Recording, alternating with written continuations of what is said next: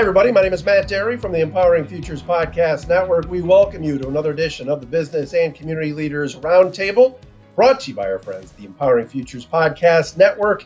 Episode number 8 today, the entrepreneur mindset, as we talk about nonprofits bringing value to those we serve during uncertain times. Our guest today in a terrific panel. You recognize some of the faces on our screen today. Let's start with Chuck Gatica from Channel 4, the longtime legendary TV and radio personality in the Motor City, and now with Blue Cross Blue Shield and doing a ton in the community when it comes to nonprofits. Chuck, good to see you. Good to see you, Matt. Good to see you, Sharman and Charlie.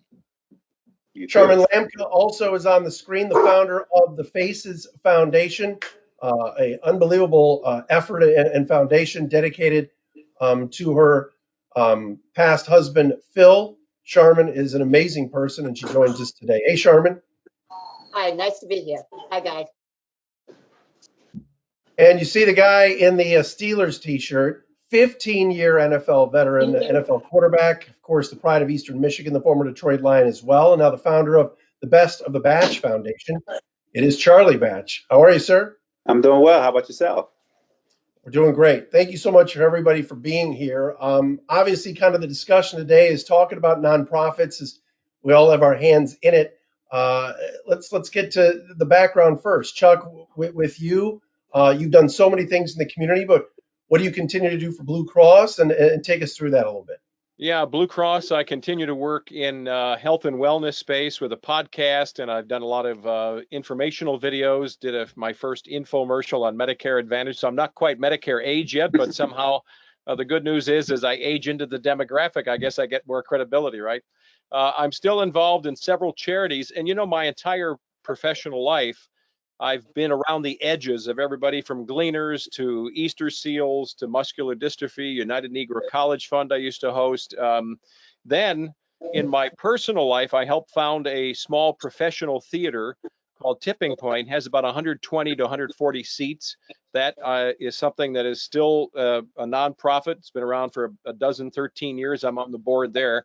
And I'm also involved with Alzheimer's Association now.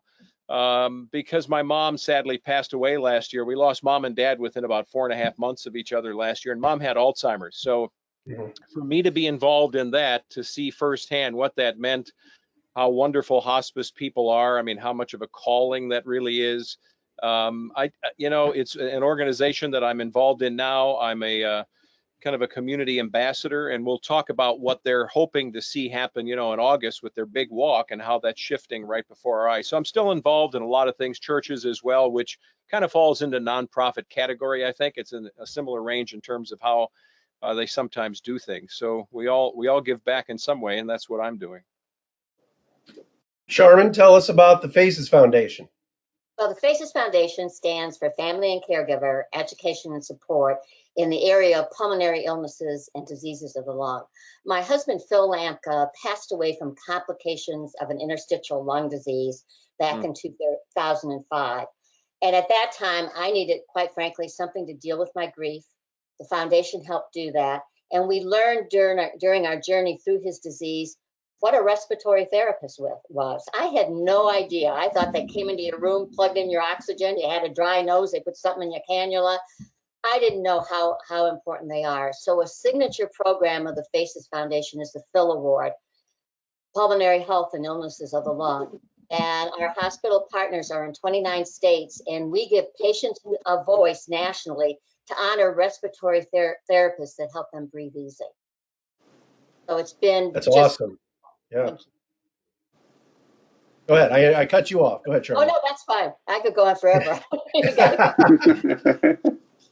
All right, Charlie, you're back in Pennsylvania. Of course, spent many years here in Michigan, but the minute you were done with football and you had a terrific long career, you got right into starting the Best of the Batch Foundation. Tell us why and what it means to you. Yeah, and with Best of the Batch Foundation, we actually didn't start whenever I finished. We just continued on what we originally started.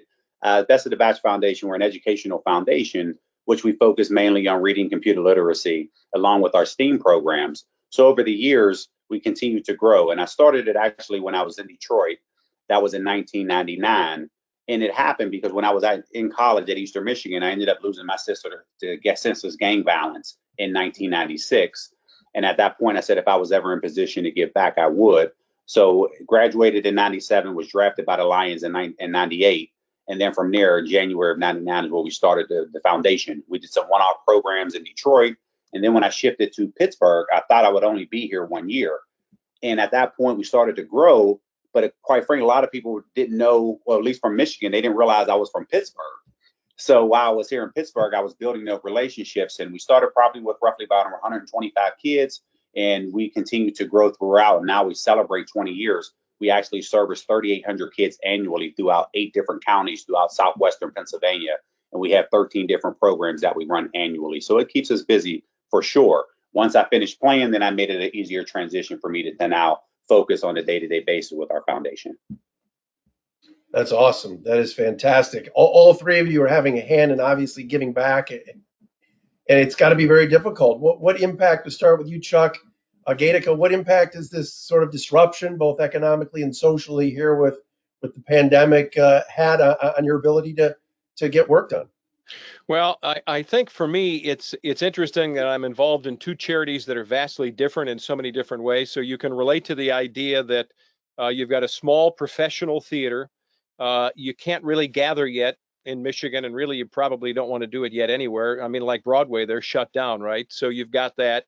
You've got the question of actors, and we are an equity theater, so there are unions involved. So now think of having to, the 4 of us are going to do some scene.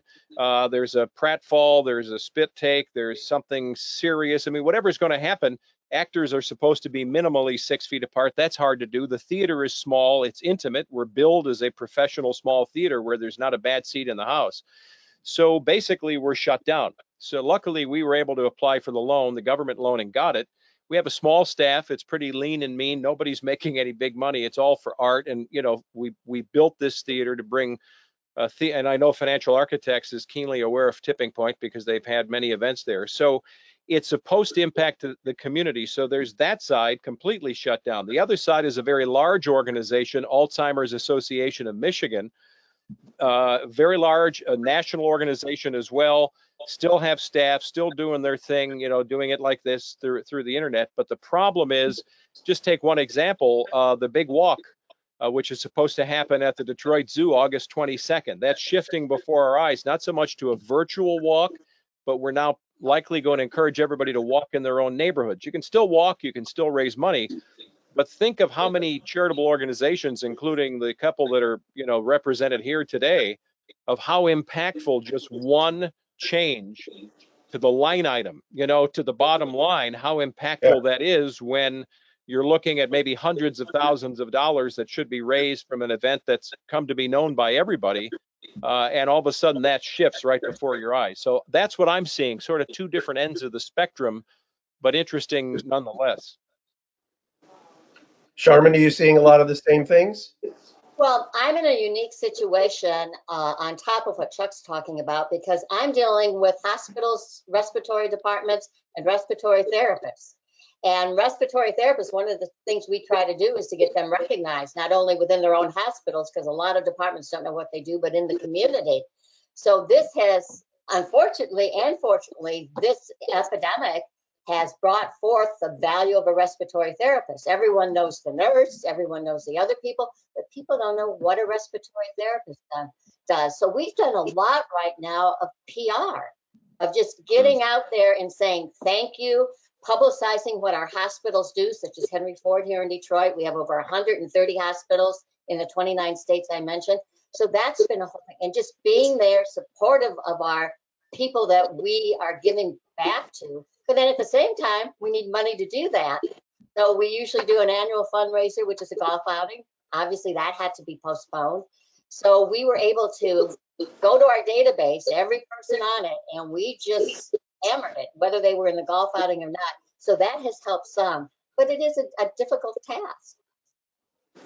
No question about it. Charlie, the kids, especially there in Pennsylvania, I've seen you with them and your wife and the people that are on your foundation board.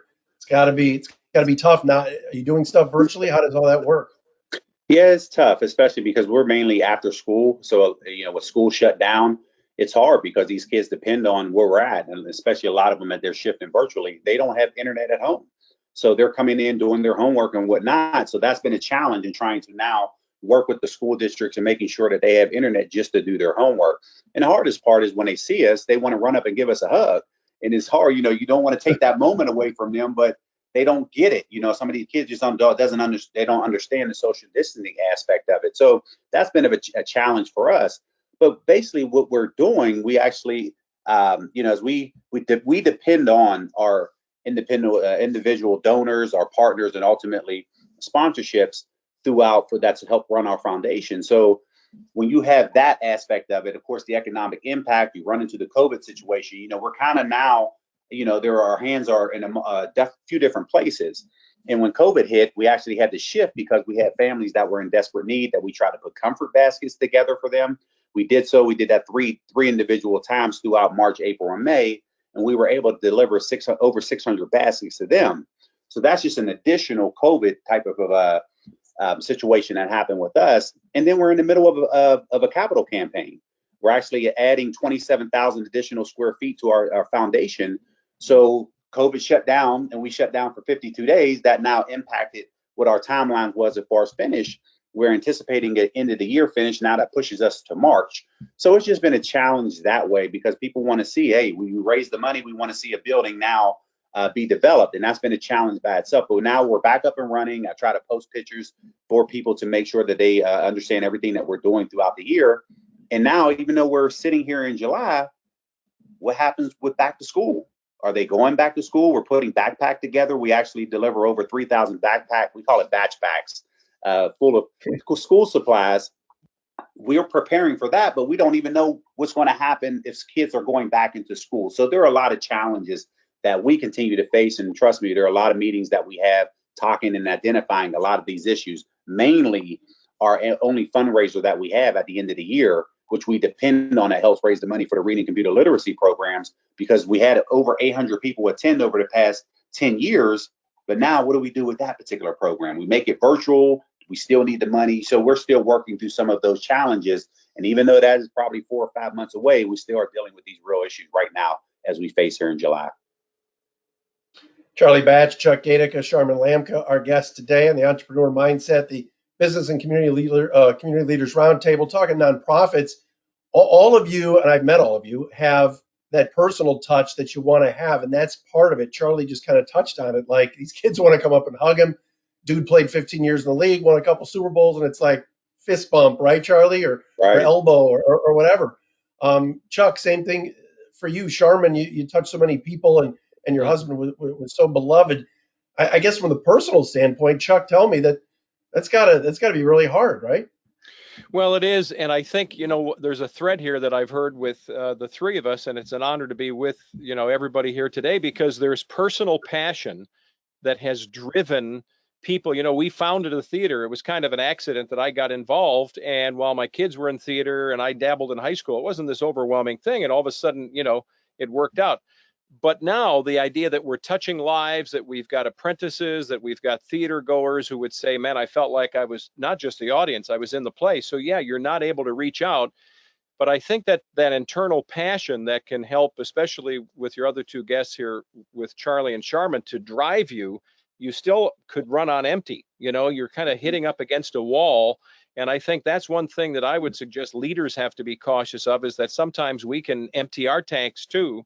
And we've got to find ways that we can fill the tank back up, whatever that is. If it's quiet time, and goodness knows we've had a lot of opportunity for that, whatever it is. But when you think bigger than self, and you create or help to create an effort, like we're talking about multiple efforts today, you tend to view it as your baby. You want to embrace it. You want to move forward. And then all of a sudden you hit these walls. Your major fundraiser for the year may not work the same way. And it seems personal, and it's not really, but I know I feel it. I kind of feel like, well, I wish I could do something right now. So for anybody listening, this may be the time all of us should be thinking about how to help those charitable organizations we're accustomed to helping anyway. And maybe this is the year we either dig a little deeper or we just start helping like we never have before, because this is the year we all need our help, the help.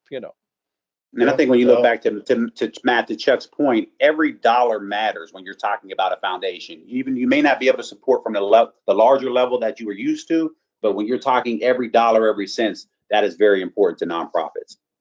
Oh, it is. And in talking in my situation, when you're giving, you're saying thank you to the respiratory therapist who doesn't get that. I mean, they help us breathe every day from the day we're born to the day we die, and every breathing challenge in between, whether it's asthma, bronchitis, you have a premature baby, etc. People don't know this. And now you can say by giving to us, hey, we or any of the charities here, we believe in what you're doing. We believe in those individuals we're helping. And to the kids Charlie's dealing with, you're saying, hey, I believe in you. We're going to help you through Charlie. And the same with us, with what Chuck's doing. So it is so important to help us stay alive right now. And I'm sure the messaging is important for you, Sharman, especially we now approach allergy season, and people don't know if it's allergies, is it COVID? It's so true. I mean, I've been on the phone and I cough and I go, it's not COVID. I got allergies.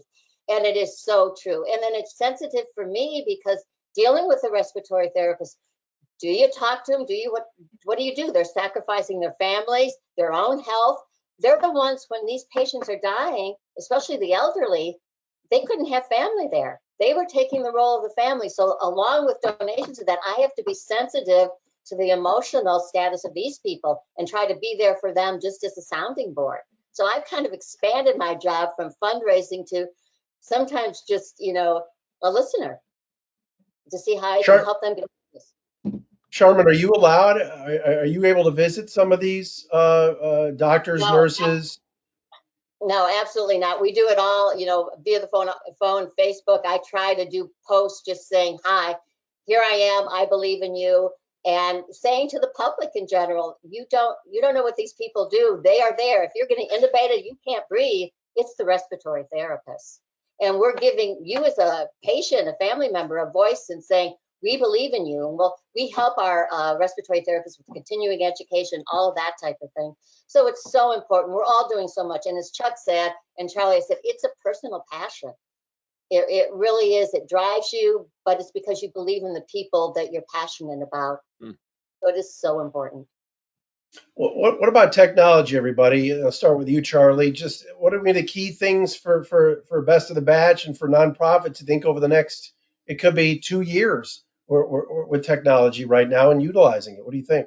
Yeah, I mean, we're working every platform, it's when you look at that and you're having all of these Zoom meetings and whatnot, it's just, it creates challenges. You're jumping on the phone. We're having board meetings over the web. We're talking about sponsorship meeting because people are uncomfortable with coming to buildings, which rightfully so, to protect everybody. So it's just, we're working through those challenges right now. But what does it look like throughout the rest of the year? I'm almost anticipating this is kind of our new norm right now, is sitting here looking at a computer and seeing how many faces you can get onto a screen. So you're not kind of flipping back and forth and trying to connect with everybody. So those are the things that we're working about. One of the big things that we have for our annual fundraiser is our online auction. We have an auction and we put it online, and we're talking about maybe do we just keep that online auction because it was so productive and it raised a lot of money. So we're still talking through some of those things right now because we still have a few months away before we actually have to figure out what we're going to do. Chuck, what do you think? I talked to a buddy of mine who was affiliated with one of the large, I guess you would call them mega churches in Southeast Michigan. And I asked him, what's the impact been for your world? And he, even though he's retired from that particular organization, he said he talked to some of the staff and they told him that because, to Charlie's point, that they had an online giving. But what I found interesting, it wasn't just online giving, it was recurrent giving. It was kind of locked and loaded that it happens every month. And he said, even though their increase has occurred in online viewing, typically that doesn't equate to online giving, not always.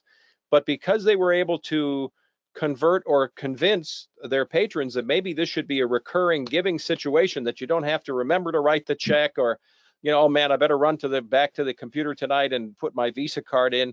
That takes some extra steps. And he said that even though they have gone to this online method, they're about 80% of their income is sort of locked and loaded in giving. And I think that was an intriguing moment for me to hear this, not just for the church world, but for other nonprofits, how can we encourage our patrons, our givers, our supporters, team members, however they're viewed within your organization, to give, but then to also check that little box online. I'd like this to be a recurring $50 a month or $25 a month, so that in times like this, we don't have to beg even harder, because sometimes that just gets weary, Yeah. What about the economic side of it, Sharman? I know you have so many people that are close to you that know the Faces Foundation. Heck, I knew it before you and I even spoke. Just talking to guys like Chris Cousins and Pete Kowalski and people that knew Phil so well. But is it easier to have conversations now because people are sheltered at home, or maybe the opposite? It's interesting. I think at first I shied away from talking to my hospital partners and respiratory therapists because I knew how much they had on their plate. And then I got to me that, you know what, I need somebody to talk to too. I bet you they do. So I started sending out emails just saying, how are you? I made some phone calls, and boy, everybody just was there to say, hey, and talk, and they wanted to share. Maybe it was about their families. Maybe it was about something else. So I think right now we just need to communicate, and it's so important. We think everybody knows what we're doing. I've been around since 2006 with the foundation, but they don't. And they have other things on their plate right now. So I think we have to show them how our foundations fit into what they're doing. And I think another important thing is the people that work with us, whether we're a totally volunteer organization, but I look at the volunteers and I have to remember they have husbands at home, probably. They've got kids. Their house all of a sudden is a lot smaller than it ever was. And I got to be sensitive to them and how they help. So I think our jobs is just, we really have to be empathetic. It's changed. We're armchair psychologists. We're everything right now, looking for funds, whatever. So we just have to be flexible. Charlie, what about that? As a guy that I know is around fellow athletes, look at the baseball players. They're not going to be making the same money that they would have made because the season's going to be shorter, at least knock on wood here, as we get the baseball season up and running here in late July. But are you finding that guys and girls maybe will dedicate more money, more time, less money, less time? Where's that at right now for you? Well, it's a little bit up in the air because right now, everybody wants football season, at least around here in Pittsburgh. The kids, they're unsure whether that's going to happen. Everybody's trying to figure out if the NFL season is going to happen. I'm on pause because I do media work with the Steelers, so I don't know what my schedule looks like as it relates to training camp. Is there preseason? What does that look like moving forward into the regular season? So there's an unknown there for me as well. And just, be in the way that Allegheny County is here in Pittsburgh, they did their yellow phase, they did a green phase, but with so many young people now coming down with COVID, they shut us down as of 5 o'clock yesterday and shut every bar down. So now they're not allowed to serve liquor. They're not, so it changes the restaurant scene. What does that look like from an economic standpoint that way? We were supposed to open up on Monday, July 7th. And I think it's July 7th, 6th or 7th, whatever that date is. But we were scheduled next week to open up. We sent this quick survey out to 38 families and said, hey, if we open up, would you come? 32 responded back in 15 minutes, like, yes, they will be there. So we're trying to be that resource for kids to just get out of the house because some of the families that we're dealing with in the economic time, they don't have internet at home. They don't have air conditioning at home. We're about to have a week of 90 degrees. So they know they can come to the building and get all of that along with food to be able to feed throughout the course of the day. So these are challenges that we're having. So we're unsure at this moment whether we can open up on Monday based off the state of the county that we live in right now. Chuck Adika, Charlie Batch, Sharman Lamka, this has been a fantastic discussion. I can't thank you guys enough for joining us here on the Business and Community Leaders Roundtable. What you're doing in the community is just awesome. So thank you all so much. Thank you. Good to see you, Matt. Thank you. Thank you, guys. Bye.